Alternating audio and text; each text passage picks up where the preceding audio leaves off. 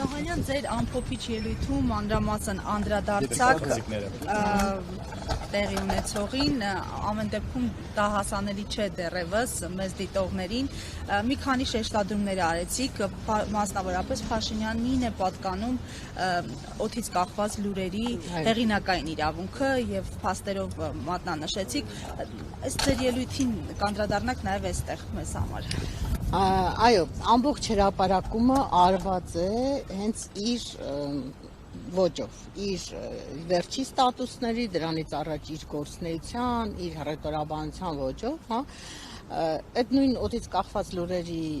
շարքը, դրա հեղինակային իրավունքը իրեն էր պատկանում եւ բոլորը հիշում են, թե երկար տարիներ ազգային ժողովի նույնիսկ ամբիոնից ինչքան տեղեկություններ է հրապարակել ինքը, ընդ որում հաստատի հստակ տվյալներ է հրապարակել, որոնք հետո իրականություն չեն դարձել, չեն հաստատվել կամ դրանց հետևից ուղղակի մարդիկ չեն գնացել, չեն բան արել։ 18 թվականին հեղափոխության օրերին 1000 մի բան էր ասում, չէ, արագաչափերը բանինն են, Սերժինն են, Սաշիկը 50-50 է, այսինչը 1000 մի բան ու դրանցից 8 տարի իշխանության մեջ լինելով ոչ քրեական գործեր հարուցվեցին, ոչ ապացուցվեցին, ոչ հաստատվեցին այդ բոլոր ասածները եւ առհասարակ այնքան սուտ, կեղծիք, ինչքան Նիկոլ Փաշինյանն է հրապարակել, դժվար է պատկերացնել, որ Հայաստանի պատմության մեջ որևէ մեկը հրապարակած կլինի, բայց ինքը դիմել է դատարան մի հատ հեգնական, մի հատ հրապարակախոսական, մի հատ թեթե ոճի մեջ գրված հրապարակման առիթով, որտեղ որ իբր թե իր արժանապատվությունը վիրավորված է կամ իրեն, չգիտեմ, զրպարտել են ինչ-որ տեղեկությունների համար։ Հիմա մենք կարող ենք ասել օրինակ, որ ինքը գրում էր Արշակ Սրբազան, քեռակնոջը, չգիտեմ, էս արեցիր, բանը փորձաքննությունը ցույց տվեց, չէ՞ որ չկա նման բան կեղծված տեսանյութ է կամ օրինակ սրբազաններին ասում են մանկապիղ, չէ՞, ինքը կինը ազգային ժողովի նախագահը բոլորը հերթով այդ բանը ասել են, կա գոնե մեկ օրինակ, որ մանկապիղ որևէ սրբազան գոյություն ունի Հայաստանում։ Նաև այս սրա համատեքստում Տիկին Օհանյան, արդյոք այս հայցը այն մասին է, որ այնինչ կարելի է իրեն, ինչ կարելի է ձևսին, չի կարելի։ Այո, ես հենց տենց սկսեցի իմ ելույթը, ասացի, որ այս մենք քննարկում ենք հիմա մենակ մի հարց, թե այնինչ ինձ կարելի է, ձեզ չի կարելի, ոչ մեկից չի կարելի։ Ինքը ինչ է ասում է, ես իրավունք ունեմ ցանկացած մեկի հասցեին անպատասխանատու հայտարարություններ անեմ, զրպարտություններ տարածեմ, կեղծիքներ տարածեմ, բայց ես դրա իրավունք ունեմ, իսկ այլ լրատվամիջոցը հարցադրումներ անելու իրավունք չունի։ Իսկ ինչ ենք արել մենք ընդհանրապես, մի հատ վերնագրի մեջ հարցականով հարց ենք տվել իրեն եւ մեջ շարադրել ենք ինչ-որ տեղեկություններ եւ ավարտել ենք հենց իր ոճով, որ դու պիտի չլռես, ոնց որ ինքն էր գրում, չէ՞, դուք իրավունք չունեք լռելու, դուք պիտի պատասխանեք այս հարցադրումներին։ Ընդհանրապես ես ինչու հիշեցի դատարանում այդ 4-րդ իշխանության այդ հայտնի շարքը, որ անում է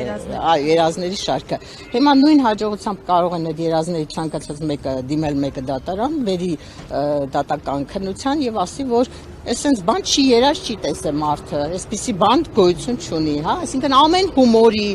պամֆլետի, ամեն հռետորական հարցադրման, հրապարակախոսական նյութի հետ կապված գալ, եւ որ ավելի վատ հետևանք կարող է ունենալ։ Ես դատավորին էլ ասացի, որ դուք եթե հարց տված հարցին հարցը դիտեք որպես զրպարտություն, դուք այլևս կզրկեք մեր լրագրողներին հարց տալու իրավունքից, որտեղ ի վերջո մենք ինչ ենք անում։ Մենք 1000 տեղեկություն ենք, չէ՞, օրվա մեջ ստանում եւ այդ տեղեկությունները ինչ որ ձևով հաստատելու, հերքելու միակ հնարավորությունը տվյալ անձին հարց ուղղելն է։ Եթե մենք այդ հարցը ուղղելուց էլ պիտի վախենանք, մտածենք, որ եթե այդ հարցը բարձրաձայնենք, հետո այդ մարդը